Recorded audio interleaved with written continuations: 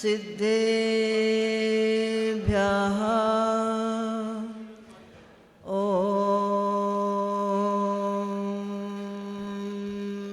नमः सिद्धेभ्यः।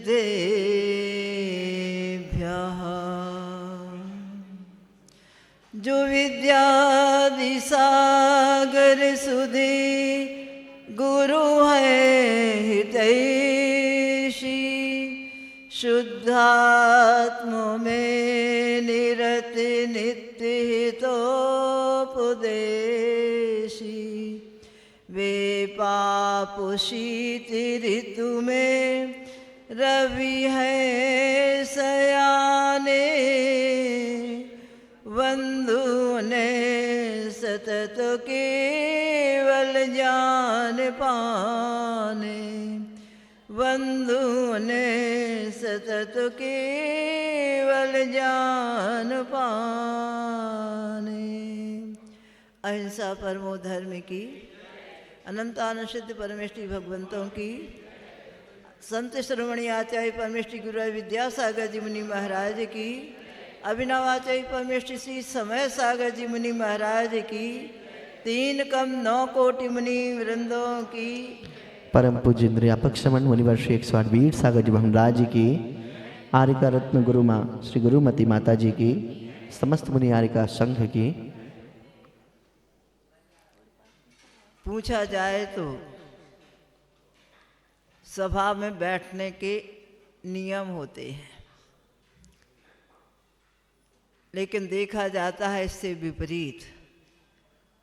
जब मंगलाचरण करते हैं तो उसमें बोलते हैं श्रोता रहा सावधान तया श्रृणवंत, और श्रोता तो अपनी ना जाने कौन सी उधेड़ बुन में लगे रहते हैं।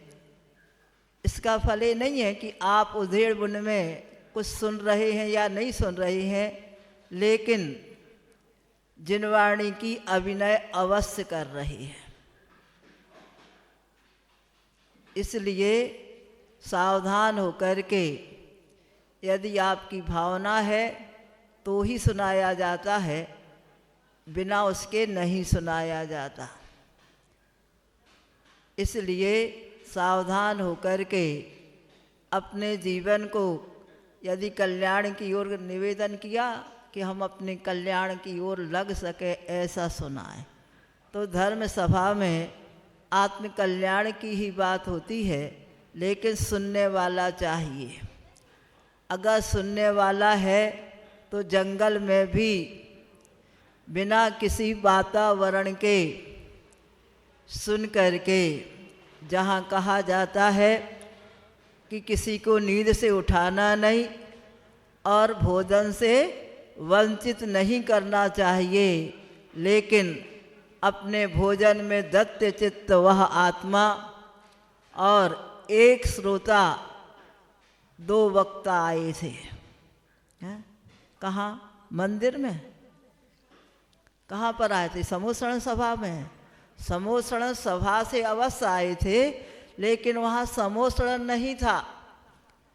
बढ़िया अपना भोजन तैयार करके और उसको लेने ही वाला था, और 2 महाराज पहुँच जाते हैं। ओ 3 लोग के नाथ, ये क्या कर रहे हो? कोई आपसे, आप अपनी थाली से ग्रास उठाएं और उस समय तुम्हें कोई इस प्रकार का संबोधन करे तो कैसा लगेगा? कैसा लगेगा? अरे भैया भोजन तो करने दे। और आप लोगों का त्याग तो है ही नहीं है कि भोजन में बोलते नहीं हैं।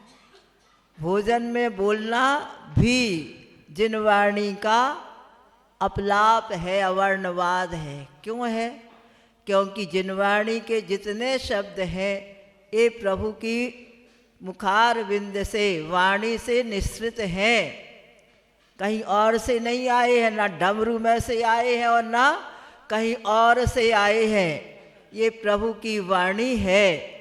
उन 5 वर्ग 16 स्वर और अंतस्थ रुष्माण से लेकर के सारे द्वादशांग की रचना हुई है। वही शब्द वहाँ से निश्रित हुए हैं और आप लोग भोजन में भी बोलते बोलते चलते फिरते जैसे चाहे कुछ भी करते रहते हैं ना।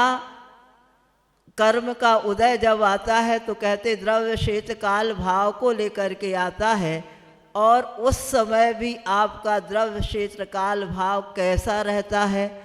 भोजन के माध्यम से भी माँ जब बेटे को भोजन कराती है तो घुट्टी में क्या पिलाती है, अकेला भोजन नहीं खिलाती, भावनाएं भी वहाँ पर उसकी प्रेषित होकर के उसके अंदर जाती हैं। ऐसे ही जिनवाणी माता की बात ये नहीं समझना कि माता जी सुना रही कि महाराज सुना रहे, कि कौन सुना रहा है, कौन हमारा किसकी वाणी सुनना चाहते किसकी नहीं सुनना चाहते, क्या करना, ये सब नहीं होता। अगर आप धार्मिक सभा में आए हैं तो आपको इस प्रकार से अंतरंग से मन लगा करके सुनना। जैसे एक दिन कहा था कि 3 पिन तो है ले और बोर्ड भी है, लेकिन वहाँ पर बटन यदि ऑफ है तो क्या होगा? अरे 3 पिन तो लगा है, प्रकाश आना चाहिए, करंट आना चाहिए, नहीं आ सकता है। ऐसे ही आप धर्म सभा में बैठे हुए हैं, लेकिन आपका मन वचन काय धर्म को छोड़ करके विषयों की ओर लगा हुआ है, तो भी आप कुछ ग्रहण नहीं कर सकते। आपकी अंदर की ऊर्जा बाहर प्रेषित है, अपने आप को अपने आप में स्थापित करने के लिए, समझने के लिए वह नहीं है। तो वह हम वैसे 2 दिन से देख रहे थे कि नहीं कहना पड़े, इन्हें आप अपने आप समझ में आना चाहिए। और हमने एक दिन ऐसे चुपचाप रहे, दूसरे दिन ओंकार का नाद करवाया। फिर आज हमने सोचा मन शुद्धि हो गई, वचन शुद्धि हो गई, अब इनको समझ में नहीं आने वाला, सीधा सीधा इनको डोज दिया जाना चाहिए। हाँ, हंसने की बात नहीं है, ये अपने आप को अनुभव करने की बात है कि हम इस प्रकार करते हुए, भले ही आप सोचते हैं कि हम क्या कर रहे हैं, मन वचन का और बुद्धिपूर्वक जिनवाणी का यहाँ पर अवर्णवाद होता है। इसलिए ये नियम कर लो कि कभी भी धर्म सभा में आएंगे, धर्म के अलावा कोई बात नहीं करेंगे, और सुनना है तो उपयोग पूर्वक सुने, और बिना उपयोग के सुनेंगे तो कुछ भी होने वाला नहीं है। वह जंगल में कौन था? कौन था? आप श्रावक थे, पूजन करने आए थे कि भगवान की वाणी सुनने आए थे? वो वहाँ पर भोजन कर रहा था, और भोजन भी अपने आप तैयार करके करता है। 2 ही विशेषताएं हैं, जब भूख लगती है तभी वह दूसरे का बना हुआ भोजन नहीं करता। हैं?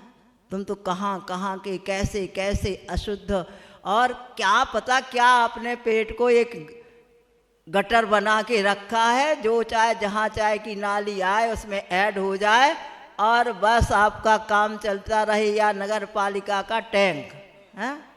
गीला कचरा और सूखा कचरा यहाँ डालो और वहाँ डालो और ये करो, वो सब डालते चले जाते हैं। ये सब ठीक नहीं है। इसके लिए अपनी मानसिक शुद्धि के साथ वाचनिक और कायिक शुद्धि की भी आवश्यकता है। शुद्धि का बड़ा प्रभाव पड़ता है। एक बार हमने दक्षिण में दावनगेरे में एक पुस्तक मिली हमको, दमयंती और नल की कहानी। उसको मैंने पढ़ा, और पढ़ने के बाद समझ में आया कि शुद्धि, कायिक शुद्धि का भी कितना प्रभाव है। राजा नल ऐसा वैसा नहीं था, बहुत ही सात्विक था, धार्मिक था, नैतिक जीवन उसका था, और पूर्व किया हुआ कर्म उसको बार बार प्रेरित करता था कि ये थोड़ी सी भी असावधानी करे और मैं इसके अंदर किसी भी प्रेत के माध्यम से, किसी भी और वातावरण से इसके अंदर प्रवेश कर जाऊं, इसकी विशुद्धि समाप्त हो करके और यह मेरे चंगुल में फंस जाए। आप लोग तो फंसे हुए हैं, आपको समझ में नहीं आता कि हम कर्म के चंगुल में हैं कि कहाँ पर है। लेकिन वह बहुत ही सात्विक धार्मिक था और सब कुछ होते हुए कर्म अपने आप फल नहीं देते। कर्म को नोकर्म भी चाहिए पड़ता है, वातावरण भी चाहिए पड़ता है। तो द्रव्य क्षेत काल भाव के माध्यम से कर्म, चाहे पाप कर्म हो चाहे पुण्य कर्म हो, सब फलित होते हैं। और इन दोनों से रहित आत्म तत्व भी उसी के माध्यम से प्रकट होता। हमारी परिणति है कैसी?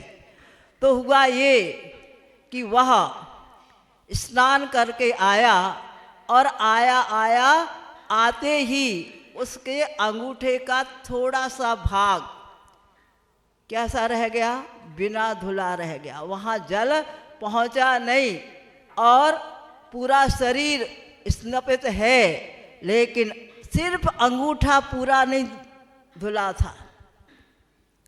उसके माध्यम से कली उसके अंदर प्रवेश कर गया और प्रवेश करने के बाद उसको ऐसा भ्रष्ट किया, ऐसी बुद्धि उसकी नष्ट हुई कि वह एक व्यसन में नहीं, सातों व्यसनों में, 7 तत्वों में जो निष्णात था, वह अब बुद्धि भ्रष्ट होने से, इतनी सी कायिक अशुद्धि होने से वह इतना गाफिल हो गया कि धीरे धीरे सारे व्यसन उसके जीवन में आ गए।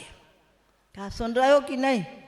ये घर की बात नहीं सुनाई जा रही है आपको, किसी प्रकार से वो गुमराह नहीं किया जा रहा है, ये वास्तविकता है। तुम लोग सोचते क्या होता है, स्नान करने से क्या होता है? बड़े सूटेड बूटेड होकर के और बैठ जाते हैं धार्मिक सभाओं में, मंदिर में आ गए, मोजे उतार रहे हैं, वैसे ही हाथ पर ना पैर धोए ना हाथ धोए पहुंच जाते हैं। क्या होता है इसका परिणाम? क्या जिनवाणी जिनेन्द्र भगवान का दर्शन आत्मदर्शन के लिए कारण होता है? सारा प्रदर्शन है ये। ऐसे प्रदर्शन करते हुए कितना समय निकाला, कितना जीवन निकाला, अनंत काल निकल गया। और ऐसे हुंडा और सर्पणी काल में आए, उसमें भी हुंडा माने विचित्रता होती है। ऐसे भीतराग गुरु का सानिध्य मिला है। 54 साल तक तुमने खूब, जिनने जहाँ पर था सब कुछ लिया, बहुत उनसे श्रद्धा की डोरी आपकी बंधी रही। और अब वैसा ही व्यक्तित्व कौन है? अभिनव आचार्य समय सागर जी, जो कैसे गुरु के प्रति समर्पित रहे हैं। उनको हमने बहुत देखा, जब से इस मार्ग पर आए तब से देखा, लेकिन कभी किसी भी प्रकार से उन्होंने गुरु के अभिप्राय को समझ करके उसके अनुरूप उन्होंने कार्य किया है। कभी अपना अभिप्राय वहाँ प्रकट नहीं किया। सिर्फ और सिर्फ वह 5 इंद्रियों के माध्यम से उपयोग लगा करके आचार्य श्री की वाणी को, उनके आचरण को देखते देखते उन्होंने क्या सीखा था, अब समझ में आया। जब हमने 85 दिन कुंडलपुर में देखा, वे कभी पहले बोलते ही नहीं थे, कभी कुछ भी बोलने जाते थे, नमोस्तु करने जाते थे तो कुछ भी बोले तो आशीर्वाद दे दिया, बस। कुछ और बोला, एक बार बंडा पंच कल्याणक की बात है, स्वास्थ्य बिगड़ गया। अब शरीर तो है ही, वो तो पुद्गल है, पूरी अति गली अति पुद्गल, तो बिगड़ गया। आचार्य श्री से कहा, आचार्य श्री क्या पता सुबह तो होगी, लेकिन हम सुबह तक कहाँ होंगे कुछ पता नहीं, इसलिए कुछ मार्गदर्शन दो। तो वो कहते हैं, समता सर्वभूतेषु संनिवेशो भावना आर्तरोध परित्यागा तद्दिशा मायकम मतम। हमने कहा आचार्य श्री ये तो मालूम है, लेकिन कुछ और बता दो। कुछ नहीं बोले तो हम महाराज श्री के पास गए, जब ना वो निर्यापक थे ना कुछ थे, वो तो मुनि महाराज थे, बड़े महाराज जरूर थे। तो वहाँ पहुँचे, उनसे भी कहा, तो हमने कहा आचार्य श्री ने तो ऐसा कह दिया, कुछ आप बता दो क्या करें, बहुत घबराहट हो रही है, बहुत वेदना हो रही है। तो कहते हैं, हमने कहा समझ में नहीं आता, इतनी सी जीव ने क्या बिगाड़ा, इतनी बड़ी गर्दन तो हिला दी है, इतनी सी जीव से बोल देते 2 शब्द तो क्या होता। तो भी उन्होंने एक शब्द नहीं बोला और हाँ, मतलब आचार्य श्री ने जो कहा है वो करो, भले ही सुबह हुई और हम भी रहे और अभी भी हैं, भले निश्चय एक बार की बात है, वैसी 25 दिसंबर की बात है। आचार्य श्री कहाँ थे? बहोरी बंद में थे और बहुत ठंड पड़ रही थी। हमने समझा वहाँ सुबह से शौच के लिए जाते, तो एक दिन गए तो वहाँ सारे में सफ़ेद सफ़ेद जमा था। तो हमने इतनी सारी राख किसने गिरा दी यहाँ पर, देखो बिल्कुल सफ़ेद सब जगह पूरे में। तो हमने कहा ऐसी कैसी राख की सब जगह जम गई। तो हमने पीछे से परिमार्जन करके देखा, अरे राख नहीं है, ये तो बर्फ है। इतनी ठंड थी और उस ठंड में एकदम आहार के बाद, सामयिक में के बाद हम लोग प्रत्याख्यान में गए और वहाँ पहुँच कर के मालूम चला कि इचलकरंजी जी के पास जो उदगांव है वहाँ से कुछ दूर पर एक आचार्य और 3-4 साधु की समाधि हो गई।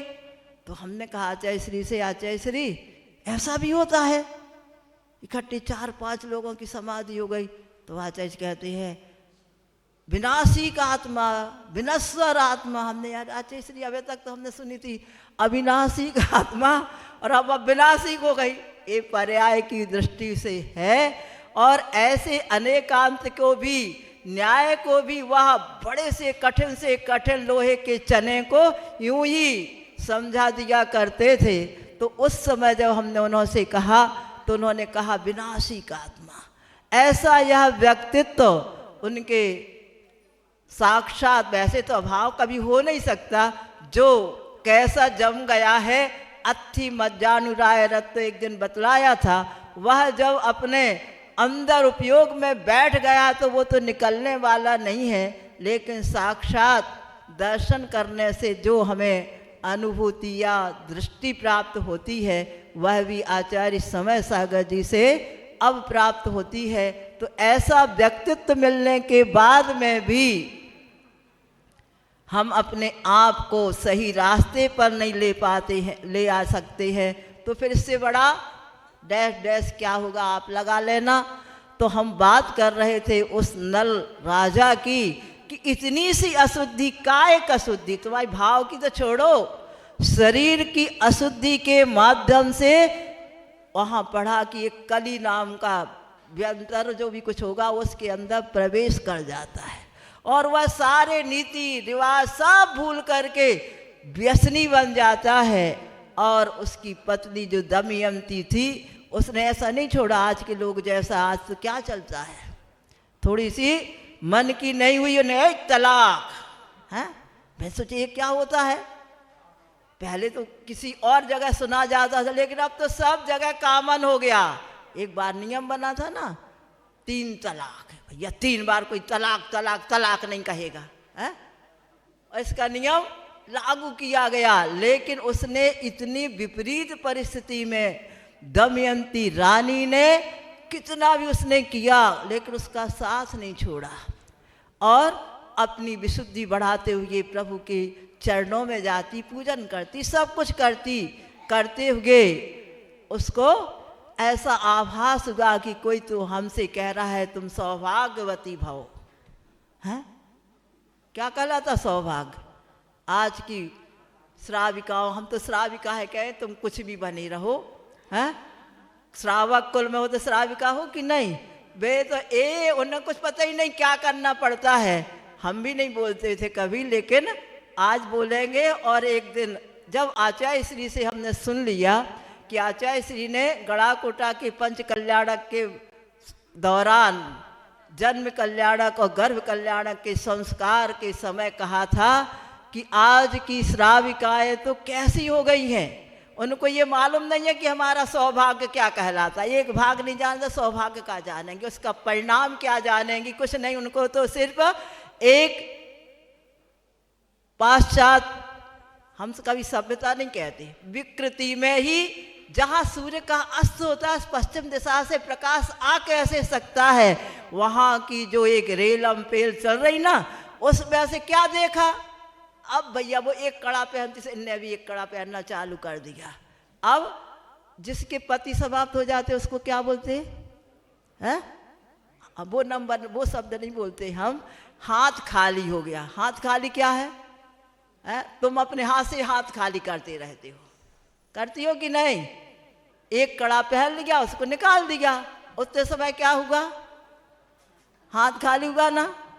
है अच्छे शब्द अच्छे बोलना चाहिए, ऐसे वैसे शब्द बोलो तो अच्छा भी नहीं लगता, और हमें आगम की आज्ञा भी नहीं है, ना हम इसका प्रयोग करते हैं।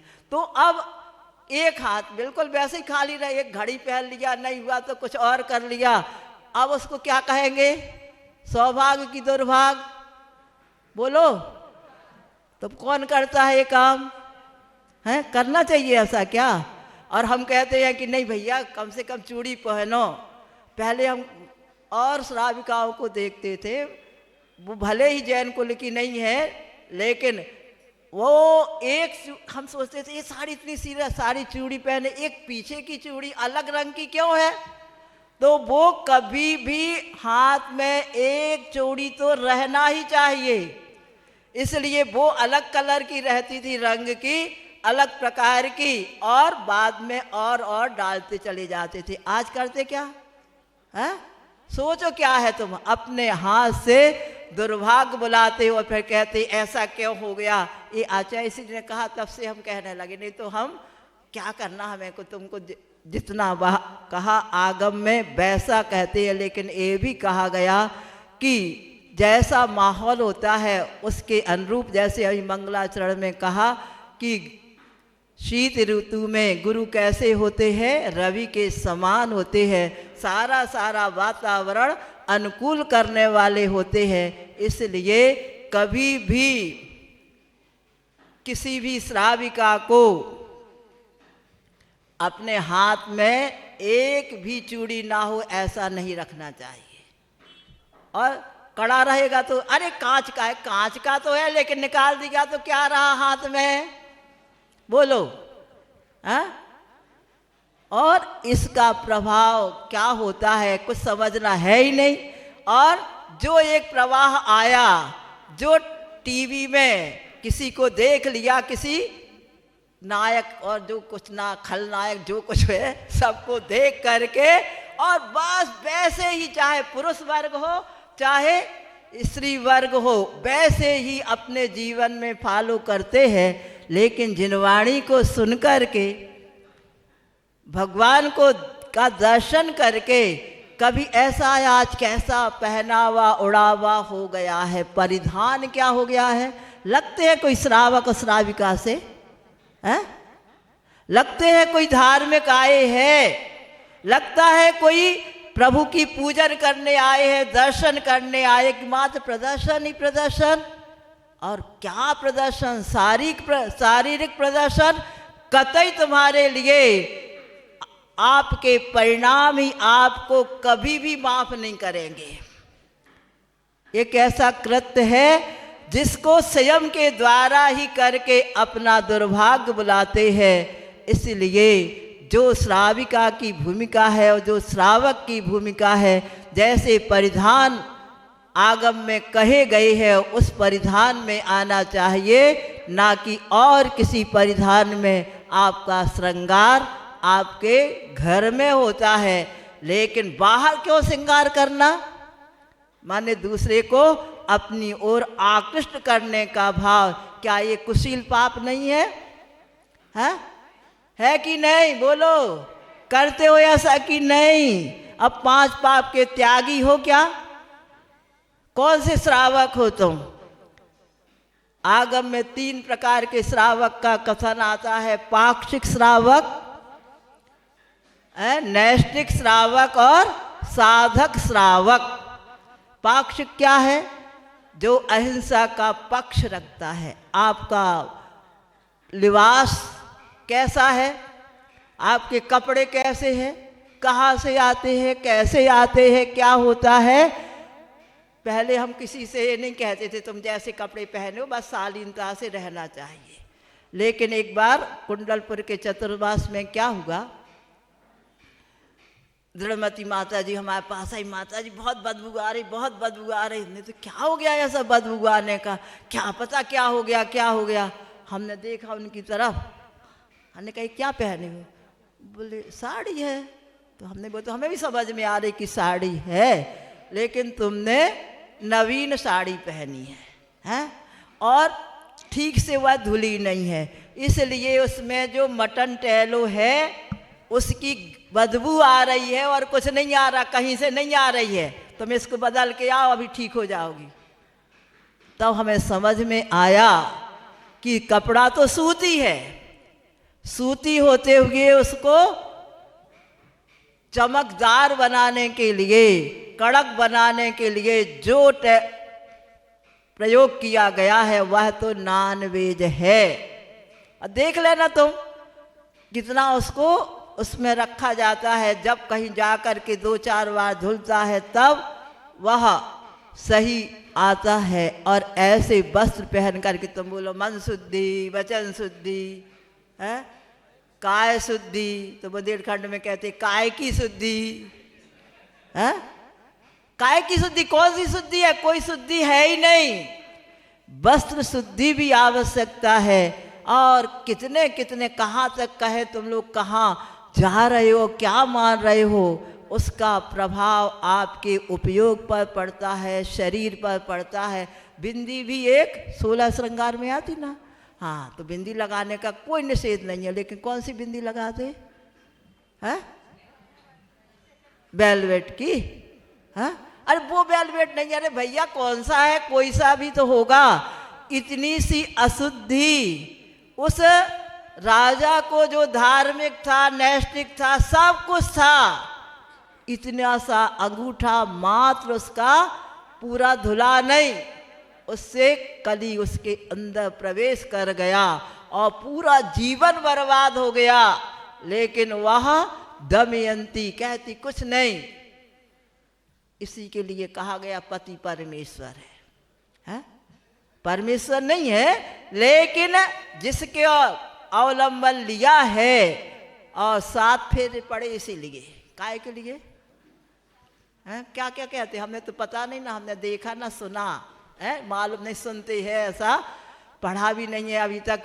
एक आचार्य ज्ञान सागर जी की पुस्तक है, कोई विवाह पद्धति, हमने कहाँ पढ़ना है इसको, चलो छोड़ो तो, लेकिन समझ में आता पढ़ना चाहिए कि समझ में तो आए। क्या करते हैं? कहते संकल्प लेते हैं ना दोनों के दोनों शादी के समय अग्नि की साक्षी पूर्वक और प्रभु की, और यंत्र ही तो प्रभु है, उसकी साक्षी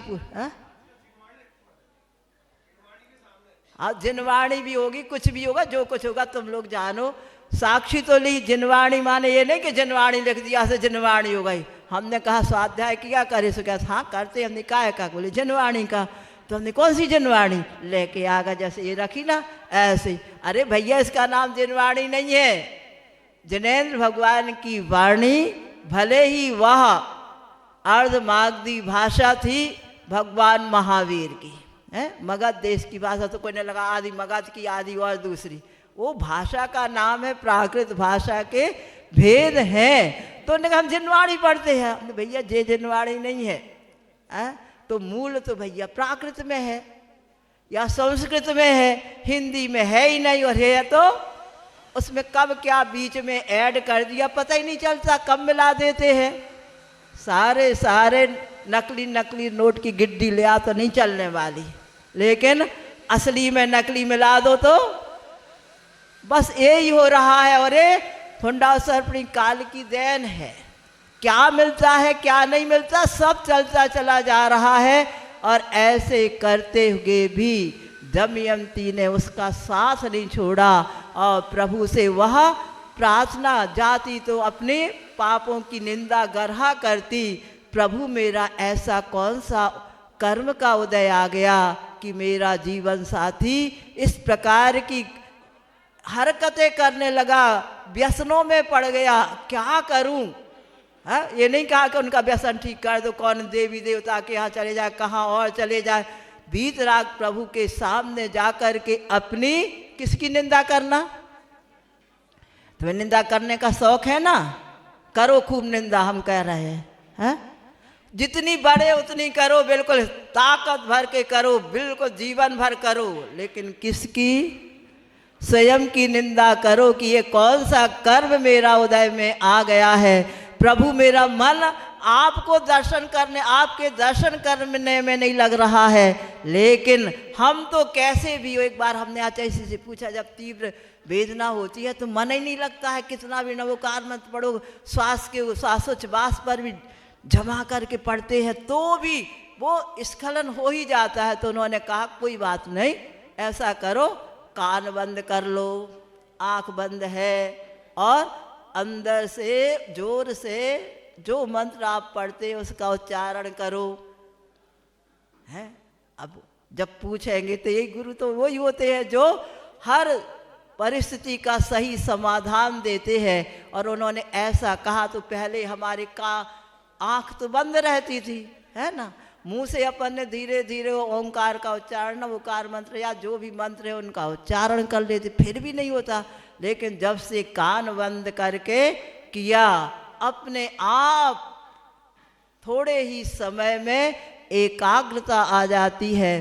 तो वह दमयंती ने ऐसा ही किया और करते करते उपयोग लगाया। उपयोग में दूसरी बात नहीं आना चाहिए, वीतराग प्रभु के अलावा, उनकी वाणी के अलावा एक एक कारिका, प्राकृत में जो गाथा होती है, संस्कृत में कारिका होती है, हिंदी में छंद या दोहा होते हैं, तो उसका एक भी गाथा लेकर के, श्लोक लेकर के उसको ही पढ़ो। हम लोगों को आचार्य ने ऐसा ही नहीं कहा हाँ हो गया तुम्हारे इतने साल हो गए ये कर दे, ऐसा नहीं। उन्होंने कहा स्वाध्याय के समय एक एक परात्म निंदा प्रशंसे सत्सद गुणोच्छादनोद्भावने च नीचैर्य गोत्रस्य सत असत, माने विद्यमान अविद्यमान, दूसरों में विद्यमान थोड़ा सा भी गुण है तो उसको बड़ा चढ़ा करके कहना, और अपने कौन अविद्यमान अवगुण भी उसके प्रति निंदा करो। है, प्रतिगुण करते तो क्या कहते, अपाणम निंदामि के परअपाणम। है, अपनी निंदा, अपनी गढ़ा क्या हमने किया है इसके बारे में विचार करना चाहिए। और उसने ऐसे करते करते अपने जीवन साथी को जो गुमराह हो गया था, गलत रास्ते पर चलने लगा था, सही रास्ते पर लेकर के आ गई। ये कहलाता है कौन सा, पत्नी धर्म। हाँ, पत्नी का धर्म ये भी है। पति का तो कौन सा है, सदार संतोष, और पत्नी का स्वपति। है, कुछ भी हो जाए, दृष्टि कहीं भी जाए, बहुत सारे अनंत काल के आसामी है, इस दृष्टि में स्खलन हो सकता है, लेकिन तुरंत उसको संभालने का प्रयत्न करना चाहिए। तो उसके माध्यम से हमारा श्रावक होकर के भी, श्राविका होकर के भी धर्म मार्ग को, धर्म पुरुषार्थ को वह कर सकती है। काम भी पुरुषार्थ कहला सकता है, नहीं तो जीवन बर्बाद होकर के अंत में पछता करके ना जाने कौन सी गति के पात्र बन जाएंगे, दुर्गति के का पात्र। अभी तो अच्छा लगता है, फिर बाद में जब उदय आता है, कहते हैं आचार्य ज्ञानार्णव में सुचंद्र जी कि नरक में जा कर के यह व्यक्ति यह इधर उधर ताकता है कि कोई तो मेरी बात सुनने के लिए मिल जाए, कोई तो अच्छा दृश्य देखने के लिए मिल जाए, कोई भी अपशब्द ना सुनने पड़े कान में, कभी एक शब्द भी तो अच्छा मिल जाए। कातर होकर के सब तरफ देखता है, कोई नहीं, वहाँ तो जो तुमने किया है उसका फल मिलने वाला, और सारा सारा परिवर्तित होकर के कोई अकेला पाप नहीं करता, पुण्य भी करता है, लेकिन उस क्षेत्र में जा कर के वह परिवर्तित होकर के पाप के रूप में ही दिखाई देता है। अवधि ज्ञान होता है, कुअवधि ज्ञान, तो भी वहाँ सोचता है क्या हो गया।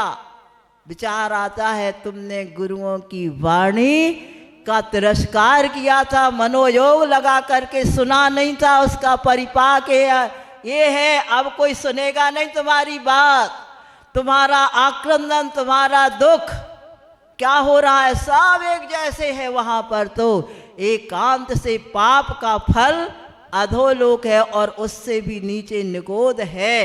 एक श्वास में 18 बार जन्म और मरण। कितनी होती श्वास? उसमें कितने बार और कब से? कुछ ऐसे हैं जो यही काम कर रहे हैं और यही करेंगे, नित्य निगोद। अपन तो आ गए व्यवहार राशि में। अब कम से कम संभल जाओ, जितना जीवन है उतना गया, अब संभलने का समय है अभी। और इसी समय यदि संभल जाते हो तो वह दमयंती ने अपने पति को, जो कुमार पर चला गया था, उसको प्रभु से भक्ति करते हुए, ये नहीं कहा कि उसको ठीक कर दो। तुम क्या समझते हो? पाप का उदय आया है, पुण्य कमाना सीखो। उसकी गुणवत्ता ऐसी होना चाहिए कि भगवान के अलावा कुछ समझ में ना आए। वीतराग प्रभु ही भगवान है। भगवान होता है ज्ञान और ऐश्वर्यवान यदि कोई है तो भगवान कौन है? वह वीतराग भगवान है। वो कोई भी हो, है पढ़ते ना कौन सी भावना मुक्तार जी की? तुम्हारी तो नहीं है ना, तुम्हारी भावना तुम जानो। मुक्तार जी तो लिख के गए, जिसको संविधान की प्रार्थना बनना थी, लेकिन इसलिए नहीं बनी कि जब उनको बुलाया गया मुक्तार जी को और वो अपना छन्ना लोटा ढोर लेकर के पहुँचे, अरे लिखा तो कुछ है, लिखते नहीं है ये, इसलिए उसको छोड़ दिया गया। लेकिन वह क्या है? ब्रह्मा विष्णु क्या कहते? जिसने राग देश का मादिक जीते सब जग जान लिया।